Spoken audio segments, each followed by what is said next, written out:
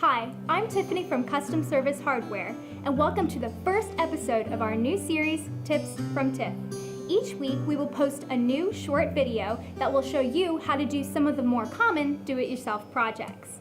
Hopefully in a brief 2-minute video, you'll receive some pointers that will guide you in the correct applications of a product or selecting the right product for the job. Not everyone has a beautiful workshop. Most of you will work right out of your garage or in your backyard.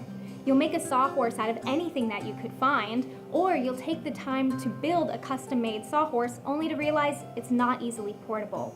Well, today, I want to show you a sawhorse that you can take with you anywhere.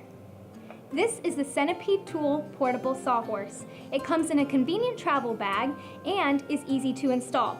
All you have to do is take it out of the bag and open it up. And this is the 2x4 portable sawhorse. It holds a maximum load of 1,500 pounds. However, you can go ahead and purchase the 4x8 portable sawhorse, which holds a maximum of 3,000 pounds. All you have to do is add your wood surface. I have added a simple sheet of plywood to make it into a workbench surface. However, if you would like, you can go ahead and use the X-clamp accessory that is included in order to use some standard 2x4 boards.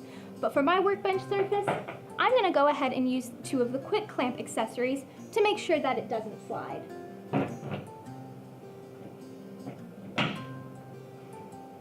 And for finishing up your project, all you have to do is clean up your work surface, fold it back up, put it in your travel bag, and take it to the next job site.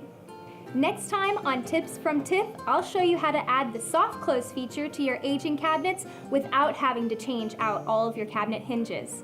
Thanks for joining me today, and I can't wait to be with you next time on Tips from Tiff.